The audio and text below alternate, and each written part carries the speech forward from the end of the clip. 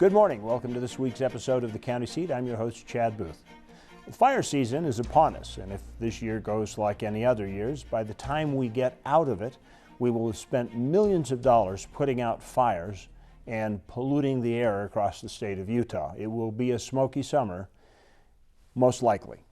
Now, this is a pattern that has existed for nearly 100 years here in the state of how we handle fire suppression.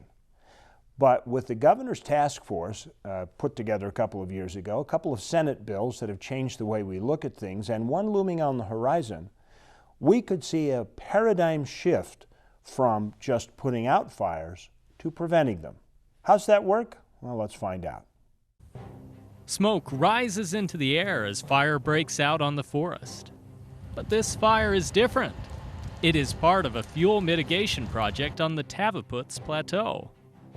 This fire was set on purpose, for a purpose.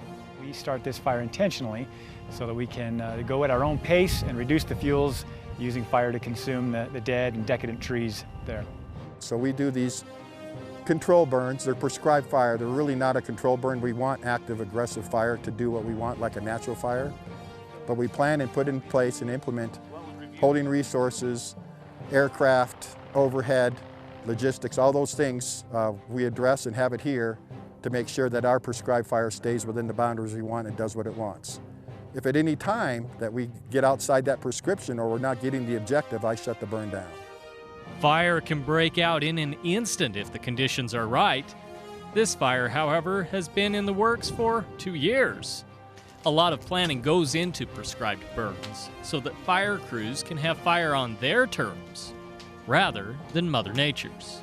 Instead of having a lightning strike or some sort of unintentional activity, start a fire and then ramp up resources and respond and put it out, instead we get things in place to manage the fire and get all of our line put in and then ignite it so that we can go at our own pace and manage it in keeping it in the areas where we've defined that it should be.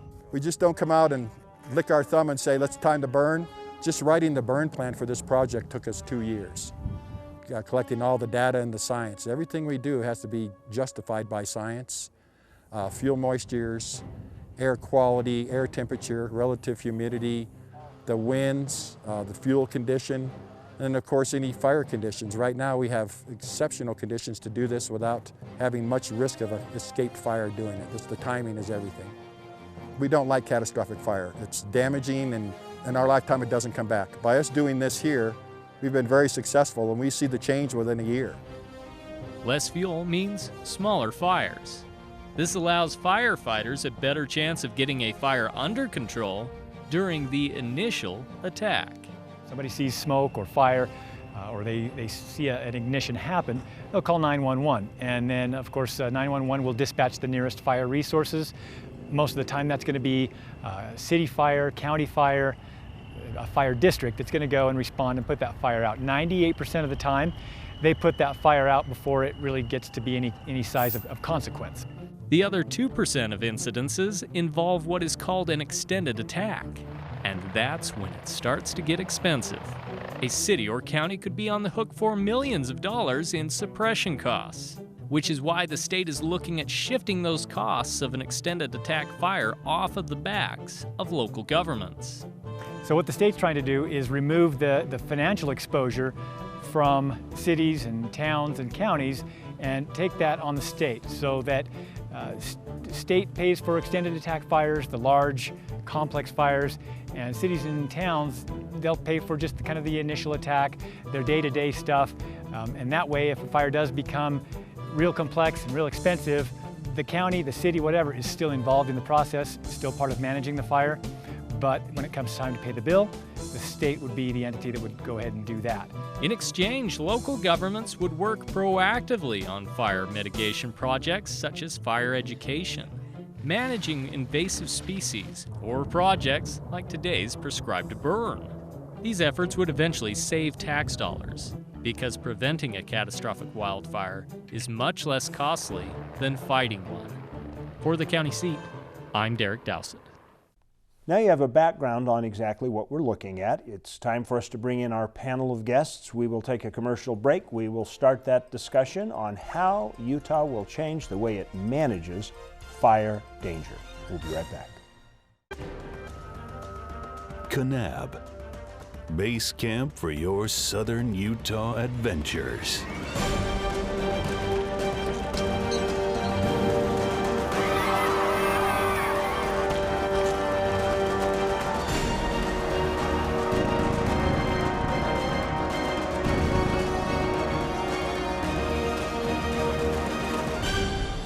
You belong in Kanab. When you buy Utah made and grown. I'm a Utah's own vegetable grower. I care about the foods I produce. Because when it comes to quality local foods, I understand the importance of Utah grown and raised. The jobs that we enjoy are vital because Utah's own supports our communities. As a consumer, I look for Utah's own products because Utah's own is good for me and it's good for Utah. Keep it here at home, Utah's own. Color, it's something that can be seen. But have you ever wanted to reach out and touch it?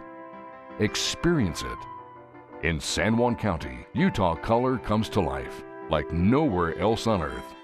Color can be more than an abstract. Color can be your gateway to a new world. Visit San Juan County and explore the past, present, and future in a way that you've only dreamed of. San Juan County. Color your experience.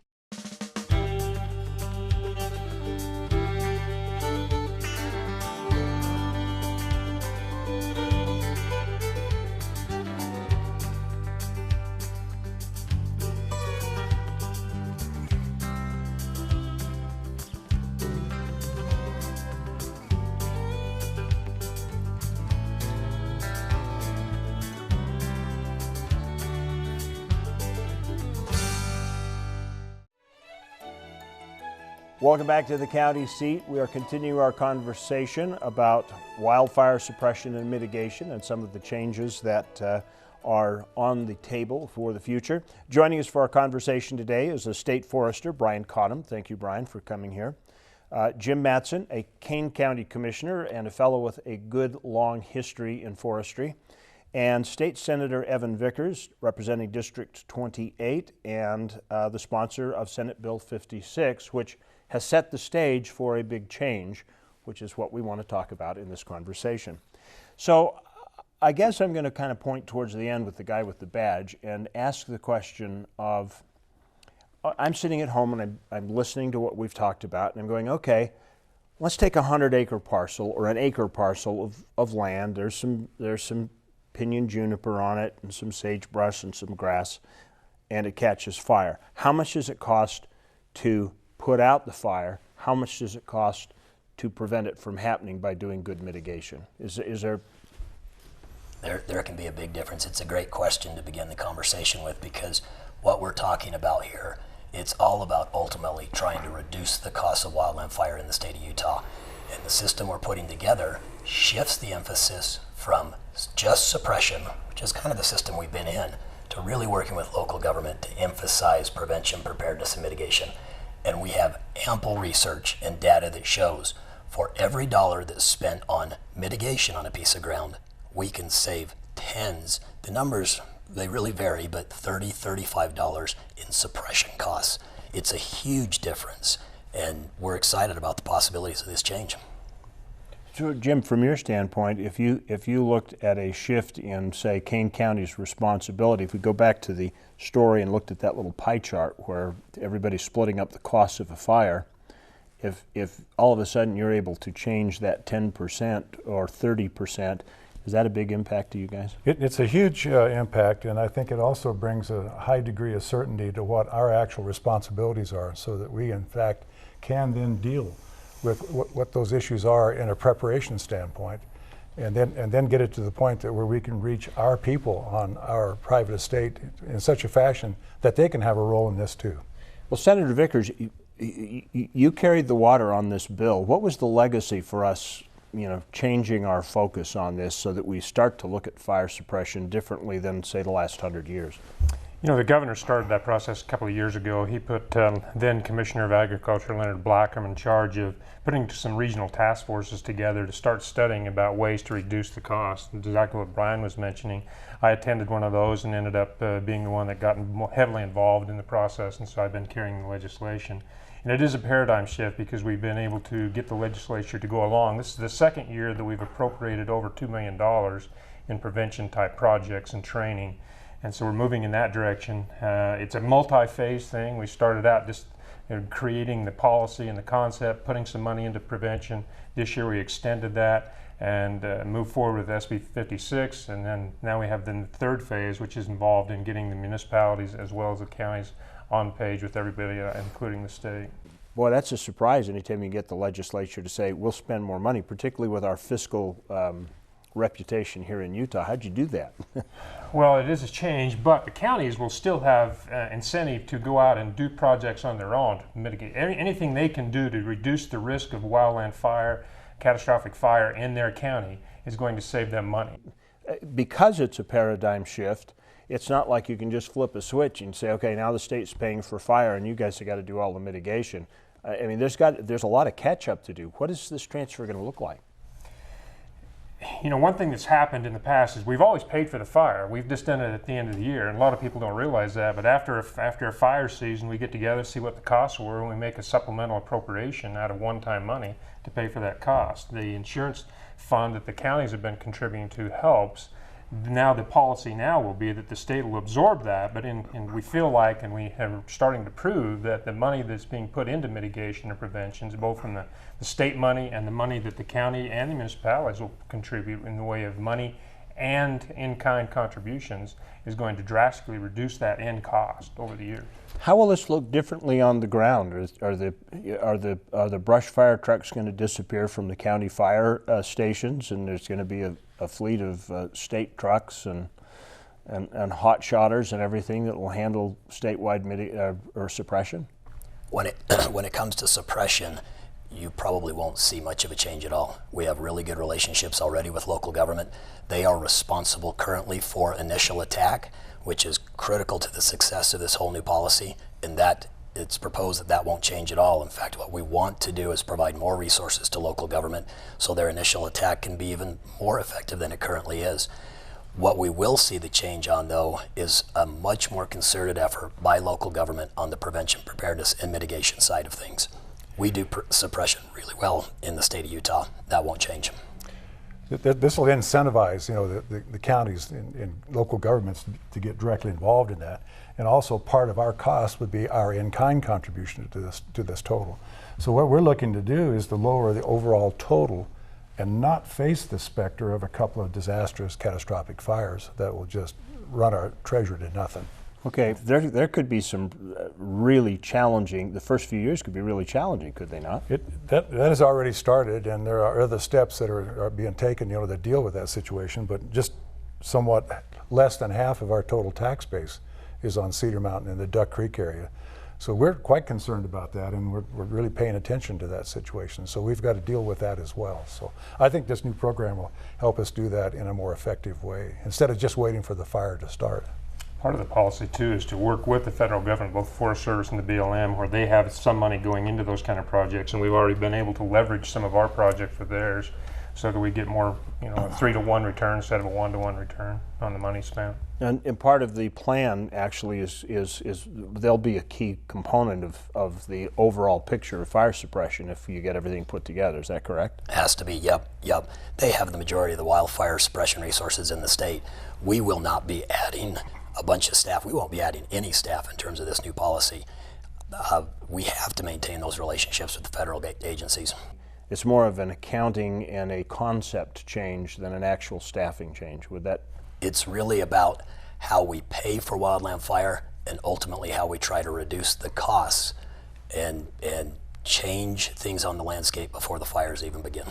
The next phase, the municipalities, the local cities and towns have not been as heavily involved in this process as the counties. The next phase will include them so that it clears up all question on initial attack. what do we do if we see a fire? The first one able to respond to that fire, go take care of it without any risk and assessment. And so the next phase, which will be coming this year, is to involve them, and we are working diligently with the League of Cities and Towns and municipalities and getting that put together. How's their reaction been so far? It's been hesitant because it's new, but they're moving forward. We're getting some really good response, and we feel confident we can get something done for the session. Listen, we're going to take a break here on the county seat. When we come back, we'll talk to some of the cities and have them join the panel discussion as we continue our conversation on wildfire suppression and mitigation here on the county seat. Stay with us. If you like the outdoors, there's not a better place to be. And like today for us, for instance, how many people did we run into? I mean, we really, you know, you've got this beautiful land pretty much to yourself, and where do you want to go? You want to go there? Go there. You know, it's wide open. It's amazing.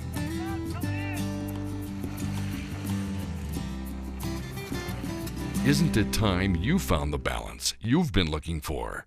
Uinta County, Utah. What would you do with an extra day in Utah Valley? Explore the Wasatch Mountains? Snap a family photo at Bridal Veil Falls. Cool off on Utah Lake or the Provo River.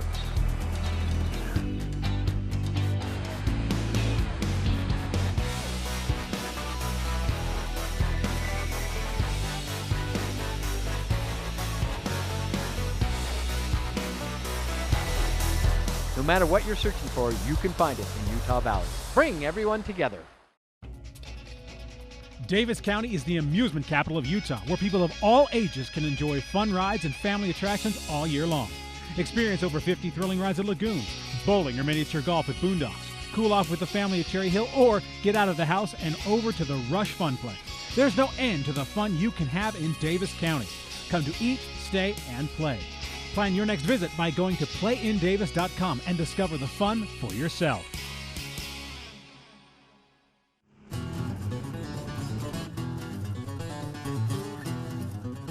Unlimited opportunity for adventure. It's all about knowing where to look.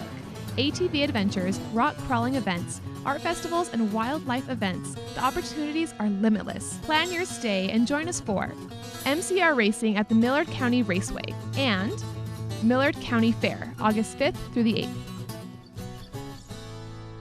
Pick your adventure in Millard County. Welcome back to the county seat. We've done a little rotating of these seats here at the county, and we now have a new panel. Brian rejoins us, Jim rejoins us, and joining the conversation is Liza Simpson. She's a member of the Park City Council, and she's the head of their fire control board up in Park City. Yep. Thank you for joining us. Thank you. Brian, I'm going to go back to you for a second. What has to be done between here and point B, where we've got implementation of this new concept? We have to develop a proposal and an implementation strategy that both the counties and the municipalities can get on board with. We knew going into this, and we've been working on this for almost 18 months, that there had to be a solution to this, a better way to do it that was going to benefit local government, that would entice them to come to the table to help work out the details with us. And we've done that through working with the League of Cities and Towns, the Utah Association of Counties, representative work groups, as well as a number of public meetings all across the state, just keeping folks informed of what we're doing. We work closely with the fire chiefs, also with the Sheriff's Association, a ton of outreach. This has not been top down. It has not been mandated, nor will it be by us. We have to find a solution that works for local government here. So are their points of view a little bit different? Yes, yeah. But we're just slowly working through those issues. I think ultimately we all agree, I know we all agree, we're trying to find a way that reduces risk and reduces cost, and that's what keeps us at the table. What do you see in the future that's going to make this a whole lot different? You know, I think what I look at is that we've got to be working with our citizenry in such a way that they understand, you know, what the challenges are and what the opportunities are. And most of us don't realize that if you leave the water on and you don't really deal with the situation you've got around you, in other words, how about at home if you just didn't treat your plants or do anything in the way of yard work, in 20 years' time you couldn't even get through the front door. And the likelihood of that burning up is quite high. So we've got to work at that level. I think one of the important pieces that we've been doing that is part of this effort is the mitigation and prevention, and that's going to be what the cities are going to be focusing on. We already do it, but with Brian's plan and Brian's help, we'll have a much more robust outreach, working on chipping, having people create defensible space around their houses, and even more importantly for us in Park City, demonstrating to them that defensible space can also be attractive and pretty. We have the entire county is basically a wildland-urban interface. And as you know, if we had a big fire up there, not only would there be loss of habitat, but the economic impact would be enormous. When we get this policy in and running and the cities and counties are handling the mitigation, is it going to look different? I mean, will people say, boy, this was a good thing to do when they walk down the street? I hope so. You know, I think one of the things that I've taken into this process as part of the municipality working group is taking into consideration the other cities in our county other than Park City. I mean, we have a number of small municipalities, and so the fact that they can do their participation match by having, for example, a Eagle Scout troop go out and do wood chipping along the entire municipality's trails, helping neighbors create that defensible space. We saw with the Rockport fire 2 years ago, we lost structures that did not have defensible space, and we had structures that made it through that fire solely because of their defensible space. As we encroach further and further into that wildland-urban interface, we just have to be careful that we're not creating a situation that's going to make it worse. It's a huge shift, but we've got to start somewhere. It took 100 years to get into the wildland fire situation we're in. It's going to take a while to get out of it, and it's going to be expensive. But we have to start in a different way, and this is a better way to do it. Okay, this is a good point to take a break. You're watching the County Seat. We're going to talk about the guys with the boots on the ground. He'll have them join our conversation when we come back on the County Seat. Thank you for watching. We'll be back in just a second. If you're looking for the center of the universe, well, good luck.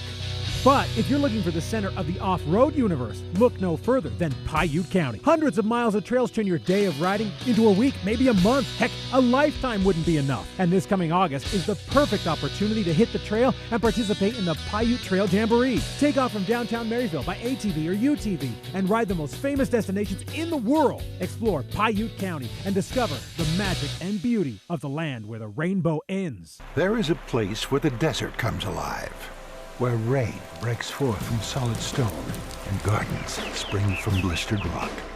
There is a place with enough color to make a rainbow jealous, where boulders are bigger than buildings and cliffs are higher than clouds. There is a place that will straighten your step, tighten your grip, widen your eyes, and open your jaw. There is a place. The weekends just never feel like they're long enough. By the time you get to a destination, you're worn out and you may need a vacation to recover from your last vacation. The solution is closer than you think, and that's just what you need. You can find the desert at Little Sahara, the cool refreshment of Yuba Lake, escape to the green of the forest on the Nebo Loop. Join us August 3rd through the 8th for the Juab County Fair, and the Demolition Derby will be August 8th. Make your escape to Juab County. It'll change your family forever.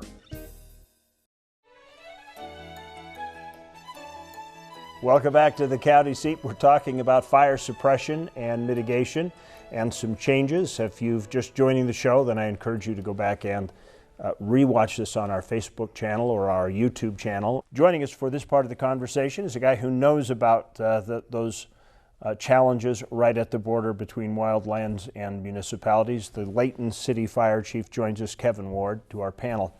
So I'd like to go back and look at how you, as a guy who's fighting the fires, sees this change.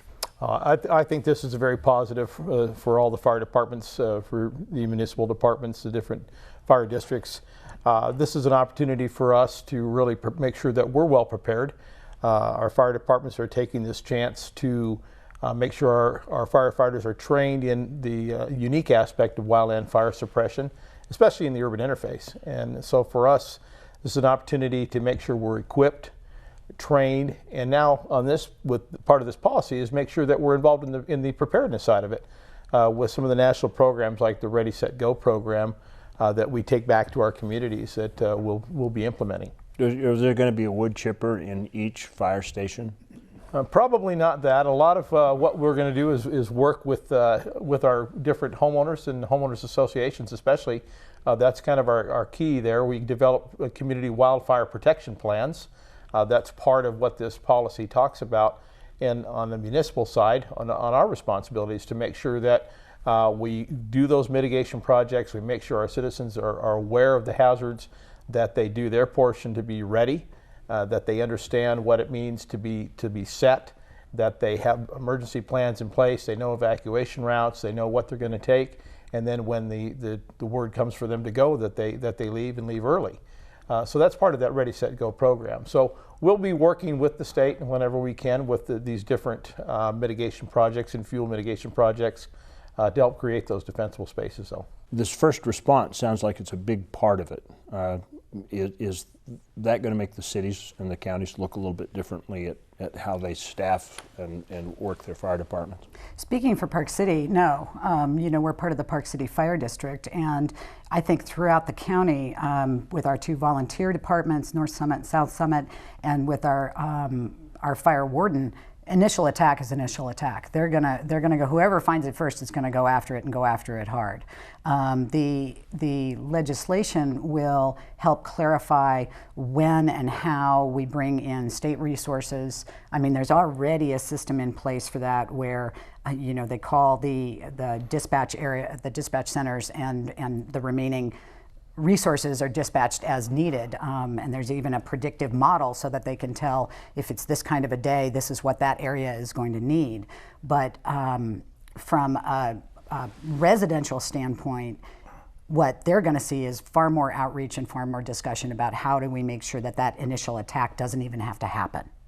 In our particular county and area, you know, after the fire wardens have gotten there, then the next level of attack or handling these issues are the municipals, you know, as they come about, because they have the resources, the tools that can make that kind of difference, and then tie that up and go from there. So we're partners in this, and the fire next door is the fire in our own area. And I think this is just going to see all of that cooperation strengthened. I mean, I mentioned earlier the different fire departments in Summit County, and we already work well together. We have mutual aid agreements that are in existence that exist in most counties Absolutely. and most jurisdictions. Mm-hmm. But this is going to make that even more robust.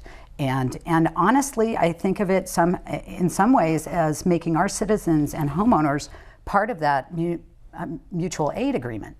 Right, because they will be in a place of understanding what they can do to make sure that initial attack doesn't have to happen. I suppose it's a lot easier to be a partner in mitigation than it is a partner in suppression. Oh yeah, I've learned my incident command, and if something goes down, I'm going to the back of the room to sit quietly. Chad, another thing I'd offer is that I think this also helps demonstrate, I think, for everybody involved in this, including the federal agencies, that we have a cogent plan that can work on a local basis collectively. Yeah. So that, in other words, they don't have to put them all out. Thank you so much for joining us, for your participation. Thank you for helping us by tuning in every week and sharing the information with your friends. Remember, local government is where your life happens. It is the most important level of government that you deal with. So become involved, be part of the solution, and we'll see you next week on the County Seat. Thank you.